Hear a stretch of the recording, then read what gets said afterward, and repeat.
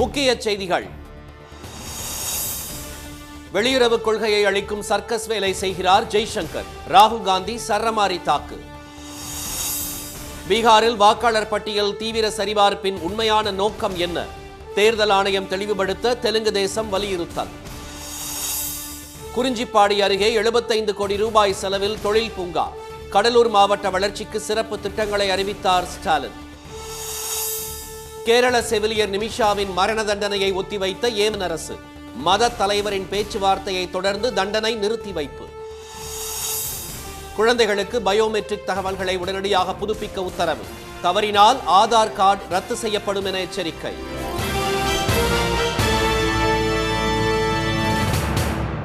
வணக்கம். வணக்கம். இந்திய வெளியுறவு கொள்கையை அளிக்கும் சர்க்கஸ் வேலையை வெளியுறவுத்துறை அமைச்சர் திரு ஜெய்சங்கர் செய்து வருவதாக எதிர்க்கட்சித் தலைவர் திரு ராகுல் காந்தி விமர்சித்துள்ளார். சீனா சென்றுள்ள திரு ஜெய்சங்கர் ஷாங்காய் ஒத்துழைப்பு அமைப்பின் வெளியுறவுத்துறை அமைச்சர்கள் மாநாட்டில் கலந்து கொண்டார். பின்னர் ஷாங்காய் ஒத்துழைப்பு அமைப்பின் வெளியுறவுத்துறை அமைச்சர்களுடன் சீன அதிபர் ஜி ஜின்பிங்கை அவர் சந்தித்து பேசினார். இது தொடர்பான புகைப்படத்தை எக்ஸ் தளத்தில் பகிர்ந்த திரு ஜெய்சங்கர் இந்தியா சீனா உறவில் ஏற்பட்டுள்ள முன்னேற்றம் குறித்து ஜி ஜின்பிங்கிடம் விளக்கியதாக தெரிவித்துள்ளார். இந்நிலையில் திரு ஜெய்சங்கரின் பதிவுக்கு திரு ராகுல் காந்தி கண்டனம் தெரிவித்துள்ளார். இது தொடர்பாக அவர் வெளியிட்டுள்ள எக்ஸ் தள பதிவில் சீன வெளியுறவுத்துறை அமைச்சர் இந்தியாவிற்கு வந்து இந்தியா சீனா உறவில் ஏற்பட்ட முன்னேற்றம் குறித்து பிரதமர் திரு மோடியை பாராட்டுவார் என்று நினைப்பதாக அவர் கூறியுள்ளார். இந்திய வெளியுறவு கொள்கையை அளிக்கும் வகையில் முழுவீச்சில் சர்க்கஸை திரு ஜெய்சங்கர் நடத்தி வருவதாக திரு ராகுல் காந்தி விமர்சித்துள்ளார். இதனிடையே பெஹல்காம் தீவிரவாத தாக்குதலில் 26 பேர் கொல்லப்பட்டதற்கு மத்திய அரசு பொறுப்பேற்க வேண்டும் என்று ஜம்மு காஷ்மீர் முதலமைச்சர் திரு உமர் அப்துல்லா வலியுறுத்தியுள்ளார். செய்தியாளர்களிடம் பேசிய அவர் தீவிரவாத தாக்குதலுக்கு உளவுத்துறையின் தோல்வியே காரணம் என்று துணைநிலை ஆளுநர் திரு மனோஜ் சின்ஹா ஒப்புக்கொண்டுள்ளதாக தெரிவித்துள்ளார்.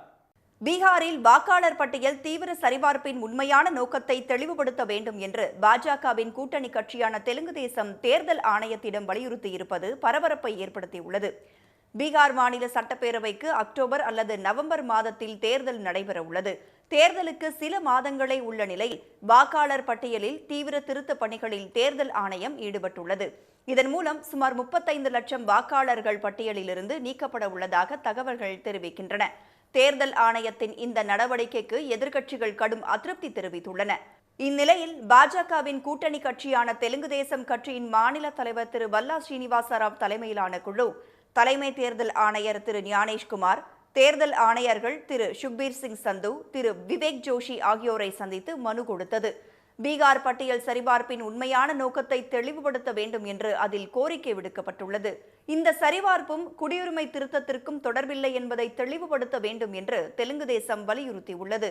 எந்த ஒரு தேர்தலுக்கு முன்பும் போதிய அவகாசம் அளித்தே இதுபோன்ற வாக்காளர் பட்டியல் சரிபார்ப்பை நடத்த வேண்டும் என்றும் 6 மாதங்கள் இருக்கையில் நடத்தக்கூடாது என்றும் கேட்டுக் கொள்ளப்பட்டுள்ளது. அண்மையில் வாக்காளர் பட்டியலில் தங்கள் பெயர்களை சேர்த்தவர்களை குடியுரிமை சான்றிதழ்களை தாக்கல் செய்யுமாறு வற்புறுத்தக்கூடாது என்றும் வாக்காளர்களை பட்டியலிலிருந்து நீக்குவதற்கு முன்பு போதிய முன்னறிவிப்பு அளிக்க வேண்டும் என்று தேர்தல் ஆணையத்தை தெலுங்கு தேசம் வலியுறுத்தியுள்ளது. ஆதாரங்களை தாக்கல் செய்யாதவர்களை உடனடியாக பட்டியலிலிருந்து நீக்குவதற்கு முன்பு படிப்படியாக அவர்களின் குடியுரிமை ஆதாரங்களை ஆய்வு செய்ய வேண்டும் என்று தெலுங்கு தேசம் கேட்டுக் கொண்டுள்ளது. போலி வாக்காளர்கள் மற்றும் 2 இடங்களில் வாக்காளர் பட்டியலில் பெயர் இருப்பதை களைய வாக்காளர் அடையாள அட்டையில் ஆதார் எண்ணை குறிப்பிட வேண்டும். மையினால் ஆதாரங்களை சரிபார்ப்பதற்கு பதில் பயோமெட்ரிக் முறையை பயன்படுத்த வேண்டும் என்று மனுவில் கோரிக்கை விடுக்கப்பட்டுள்ளது. 2029ஆம் ஆண்டு ஆந்திர சட்டப்பேரவை தேர்தலை சந்திக்க உள்ள நிலையில் அங்கும் இதுபோன்ற வாக்காளர்கள் பட்டியலிலிருந்து நீக்கப்படலாம் என்ற அச்சத்தில் தெலுங்கு தேசம் கட்சி வாக்காளர் சரிபார்ப்பு திட்டத்தை எதிர்ப்பு தெரிவித்துள்ளது. அரசியல் வட்டாரத்தில் பரபரப்பை ஏற்படுத்தியுள்ளது. கடலூர் மாவட்டம் குறிஞ்சிப்பாடியில் 75 கோடி ரூபாய் செலவில் காலனி மற்றும் காலனிகளுக்கான உதிரி பாகங்கள் உற்பத்திக்கான தொழில் பூங்கா 75 கோடி ரூபாய் செலவில் அமைக்கப்படும் என முதலமைச்சர் திரு ஸ்டாலின் அறிவித்துள்ளார். கடலூர் மாவட்டம் சிதம்பரத்தில் நேற்று நடைபெற்ற விழாவில் அரசின் சேவைகளை மக்களின் வீடுகளுக்கே கொண்டு செல்லும் உங்களுடன் ஸ்டாலின் திட்டத்தை தொடங்கி வைத்தவர் அந்த மாவட்ட மக்களின் கோரிக்கைகளை ஏற்று முக்கிய அறிவிப்புகளையும் வெளியிட்டார். அதன்படி சிதம்பரம் நகரத்தில் போக்குவரத்து நெரிசலை குறைக்கும் வகையில் 20 கோடி ரூபாய் செலவில் புதிய இணைப்புச் சாலை அமைக்கப்பட உள்ளது. பழங்குடியினர் மாணவர்களுக்காக அரிசி பெரியான் குப்பத்தில் புதிதாக உண்டு உறைவிட பள்ளி தொடங்கப்படும் என்றும் ஸ்ரீமுஷ்ணம் வட்டமும் காவிரி டெல்டா பகுதியாக அறிவிக்கப்படும் என்றும் திரு ஸ்டாலின் அறிவித்துள்ளார். வீராணம் ஏரி பகுதியில் 10 கோடி ரூபாய் செலவில் தூர்வாரும் பணிகளும் சுற்றுலா மேம்பாட்டு பணிகளும் மேற்கொள்ளப்பட உள்ளது. கூடுவெளி சாவடியில் புதிய திறன் மேம்பாட்டு நிலையமும் குறிஞ்சிப்பாடி பகுதியில் பெண்களுக்கு வேலைவாய்ப்பு வழங்கும் வகையில் புதிய தொழில் பூங்கா அமைக்கப்படும் என்றும் முதலமைச்சர் அறிவித்துள்ளார். பின்னர் மயிலாடுதுறைக்கு சென்ற முதலமைச்சருக்கு மாவட்ட எல்லையான கொள்ளிடத்தில் உற்சாக வரவேற்பு அளிக்கப்பட்டது.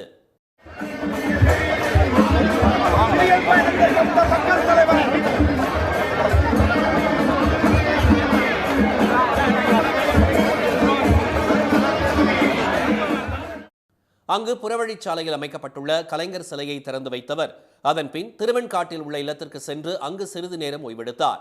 மாலையில் அங்கிருந்து புறப்பட்ட முதலமைச்சர் செம்பதனிப்பு பைபாஸ் சாலையில் அமைக்கப்பட்டுள்ள கலைஞர் சிலையை திறந்து வைத்தார். அதன் பின்னர் கீழையூர் வழியாக மயிலாடுதுறை சென்ற திரு ஸ்டாலின் மணக்குடி அருகே பாலாஜி நகரிலிருந்து ரோட் ஷோவை தொடங்கினார். இருபுறமும் அலைக்கடல் என மக்கள் திரண்டு நிற்க அவர்கள் மத்தியில் உற்சாகமாக கை அசைத்தபடி நடந்து சென்றார். அண்ணா பகுத்தறிவு மன்றம் வரை 4 கிலோமீட்டர் தூரம் நடந்தே சென்று ரோட் ஷோ சென்ற அவருக்கு வழிநெடுக இருபுறமும் ஆயிரக்கணக்கான பொதுமக்கள் திரண்டு நின்று உற்சாக முழக்கம் எழுப்பி வரவேற்றனர்.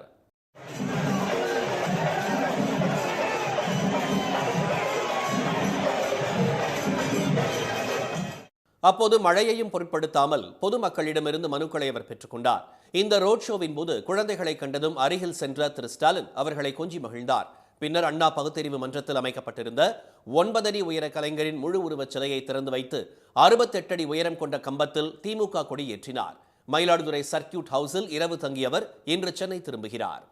மத்திய அரசு மற்றும் கேரளாவைச் சேர்ந்த இஸ்லாமிய மத தலைவர் மேற்கொண்ட முயற்சியின் காரணமாக கேரளா செவிலியர் நிமிஷாவுக்கு இன்று நிறைவேற்றப்பட இருந்த மரண தண்டனை நிறுத்தி வைக்கப்பட்டுள்ளது. பாலக்காட்டைச் சேர்ந்த நிமிஷா 2017ஆம் ஆண்டு ஏமன் நாட்டைச் சேர்ந்த ஜவுளி வியாபாரி தலால் ஐதோ மொய்தியை மயக்க ஊசி செலுத்தி கொன்றதாக குற்றம் சாட்டப்பட்டு 2018ஆம் ஆண்டு மரண தண்டனை விதிக்கப்பட்டது. தண்டனையை எதிர்த்து அவர் தாக்கல் செய்த மேல்முறையீட்டு மனுவை அந்நாட்டு உச்சநீதிமன்றம் தள்ளுபடி செய்தது. இதையடுத்து நிமிஷாவுக்கு இன்று மரண தண்டனை நிறைவேற்றப்பட உள்ளதாக அறிவிக்கப்பட்டது. இந்நிலையில் கேரளாவில் இஸ்லாமிய சமூகத்தில் செல்வாக்கு பெற்ற தலைவராக அறியப்படும் காந்திபுரம் ஏவி அபுபக்கர் முஸ்லியார் ஏமனில் உள்ள இஸ்லாமிய தலைவர்களை தொடர்பு கொண்டு நிமிஷாவுக்கு எதிரான மரண தண்டனையை கைவிடுமாறு கேட்டுக் கொண்டுள்ளார். இதேபோல மத்திய அரசும் பல்வேறு முயற்சிகளை மேற்கொண்டதன் விளைவாக இன்று நிறைவேற்றப்பட இருந்த மரண தண்டனை நிறுத்தி வைக்கப்பட்டது. மரண தண்டனையை நிரந்தரமாக கைவிட உயிரிழந்தவரின் குடும்பத்தினர் கோரும் பணத்தை வழங்கி அவர்களிடம் மன்னிப்பு கோரவும் நிமிஷாவுக்கு ஏமன் அரசு வாய்ப்பு வழங்கியுள்ளது. இதனை பயன்படுத்தி 8.6 கோடி ரூபாய் வரை நிமிஷா குடும்பத்தினர் நிதி திரட்டியுள்ளனர். இந்த நிதியை பாதிக்கப்பட்டவர் குடும்பத்தினர் பெற்றுக்கொள்ள சம்மதித்தால் நிமிஷாவின் மரண தண்டனை நிரந்தரமாக கைவிடப்படும் என தகவல்கள் தெரிவிக்கின்றன.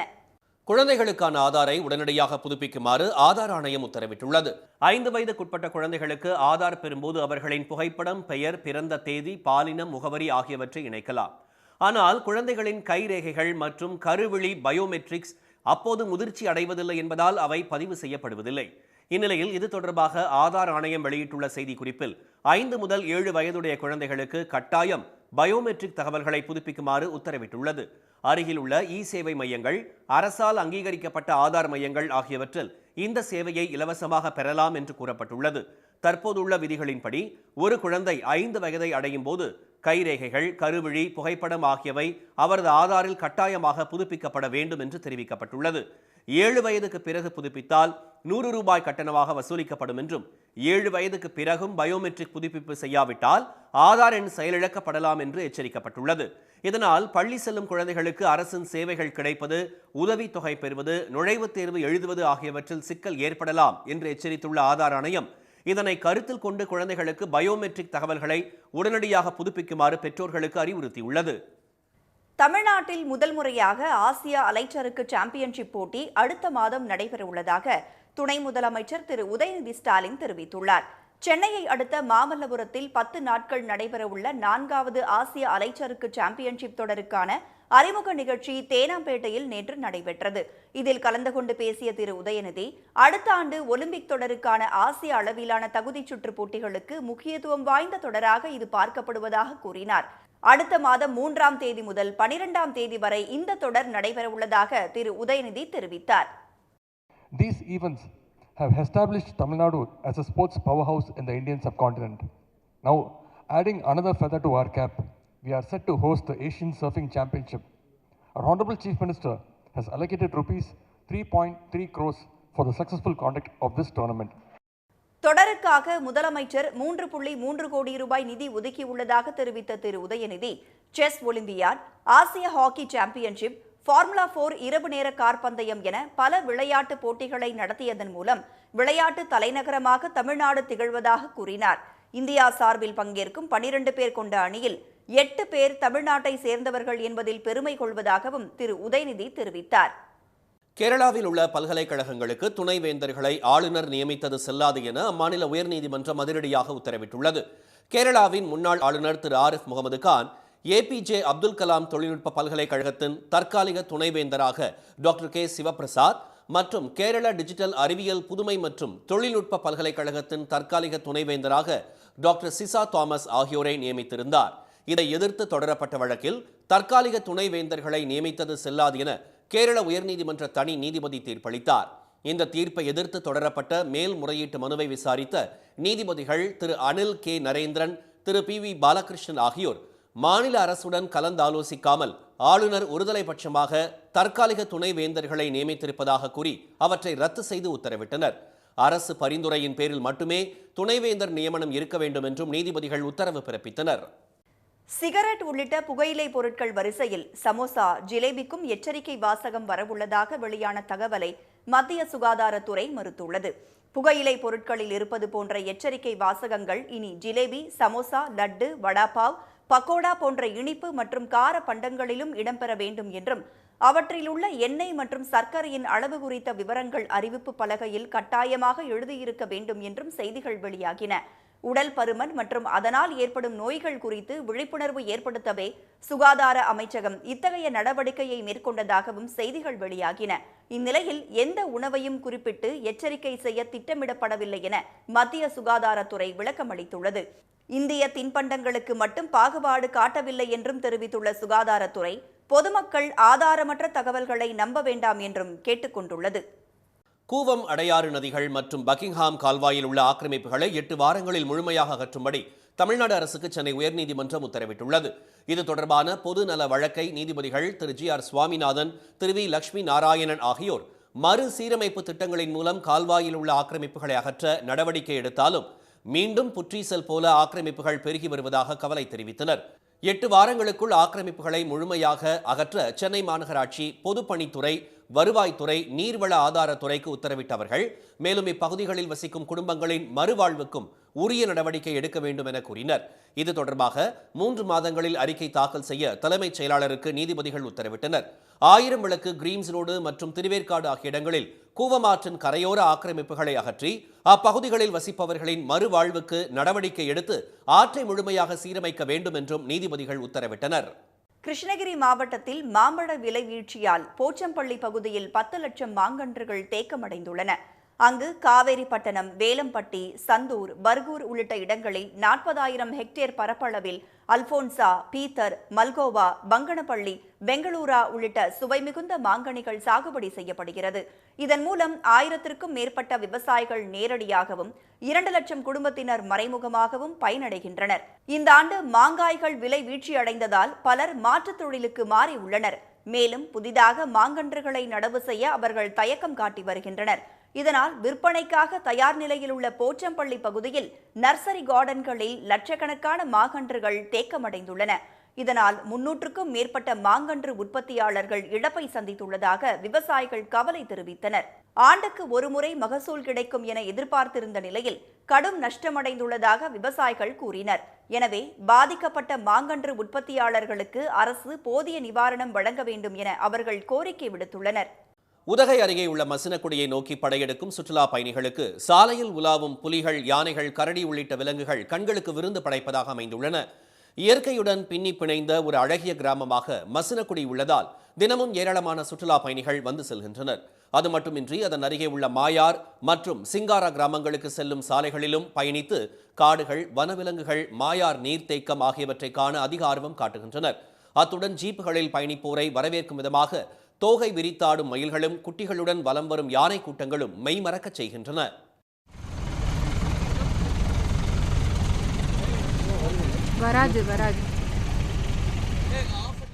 இதேபோல பகல் மற்றும் இரவு நேரங்களில் கம்பீரமாக நடந்து செல்லும் புலிகள் வேட்டையாடி இழுத்துச் செல்லும் காட்சிகளையும் சுற்றுலா பயணிகள் பார்த்து மகிழ்கின்றனர். கரடி, ஓநாய் மற்றும் மான்கள் சண்டையிடும் காட்சிகள் பார்க்க மகிழ்ச்சி அளிப்பதாக சுற்றுலா பயணிகள் தெரிவித்தனர். நல்ல எக்ஸ்பீரியன்ஸாக இருந்தது. நாங்கள் ஃபேமிலி கூட வந்திருக்கோம். அண்ட் அப்படியே ஒரு லோக்கல் என்விரான்மெண்ட்டில் வந்து அனிமல்ஸ் பார்க்குறது வந்து ரொம்ப இன்ட்ரெஸ்டிங்காக இருந்தது.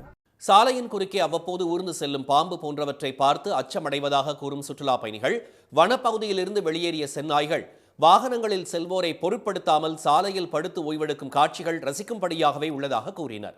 தமிழ்நாட்டில் அடுத்த 5 நாட்களுக்கு பல்வேறு மாவட்டங்களுக்கு கனமழைக்கான மஞ்சள் எச்சரிக்கை விடுக்கப்பட்டுள்ளது.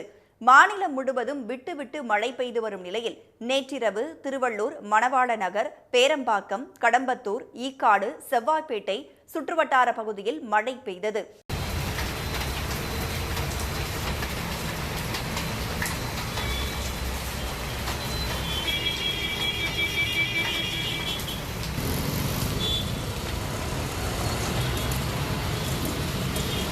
கடந்த 24 மணி நேரத்தில் அதிகபட்சமாக மதுரை விமான நிலையம் பகுதியில் 105 டிகிரி ஃபாரன்ஹீட் வெயில் சுட்டெரித்தது. மதுரை நகரம், நாகப்பட்டினம், தூத்துக்குடி, வேலூர், புதுச்சேரி ஆகிய இடங்களில் 101 டிகிரி வெப்பம் பதிவானது. கடலூர், தஞ்சாவூர், நுங்கம்பாக்கம் ஆகிய இடங்களில் வெயில் சதமடித்தது. இதனிடையே மேற்கு திசை காற்றின் வேக மாறுபாடு காரணமாக அடுத்த 5 நாட்களுக்கு நீலகிரி மற்றும் கோவை மாவட்ட மலைப்பகுதிகளில் அதிகனமழைக்கான ஆரஞ்ச் அலர்ட் விடுக்கப்பட்டுள்ளது. தேனி, தென்காசி, திண்டுக்கல், திருவண்ணாமலை, கடலூர், விழுப்புரம் ஆகிய மாவட்டங்களில் நாளையும், சென்னை, செங்கல்பட்டு, காஞ்சிபுரம், திருவள்ளூர், தேனி ஆகிய மாவட்டங்களில் கனமழை பெய்யக்கூடும் என்று வானிலை மையம் அறிவித்துள்ளது. மீண்டும் முக்கிய செய்திகள். வெளியுறவு கொள்கையை அளிக்கும் சர்க்கஸ் வேலையை வெளியுறவுத்துறை அமைச்சர் ஜெய்சங்கர் செய்து வருவதாக ராகுல் காந்தி விமர்சித்துள்ளார். பீகாரில் வாக்காளர் பட்டியல் தீவிர சரிபார்ப்பின் உண்மையான நோக்கத்தை தெளிவுபடுத்த வேண்டும் என்று பாஜகவின் கூட்டணி கட்சியான தெலுங்கு தேசம் தேர்தல் ஆணையத்திடம் வலியுறுத்தி இருப்பது பரபரப்பை ஏற்படுத்தியுள்ளது. கடலூர் மாவட்டம் குறிஞ்சிப்பாடியில் 75 கோடி ரூபாய் செலவில் காலனி மற்றும் காலனிகளுக்கான உதிரி பாகங்கள் உற்பத்திக்கான தொழில் பூங்கா 75 கோடி ரூபாய் செலவில் அமைக்கப்படும் என ஸ்டாலின் அறிவித்துள்ளார். இத்துடன் இந்த செய்திகள் நிறைவடைந்தன. மீண்டும் சன் டிவியில் செய்திகள் மாலை 6 மணிக்கு. செய்திகளை உடனுக்குடன் தெரிந்து கொள்ள QR கோடை ஸ்கேன் செய்து சன் நியூஸ் வாட்ஸ்அப் சேனலில் இணைந்திருங்கள். வணக்கம்.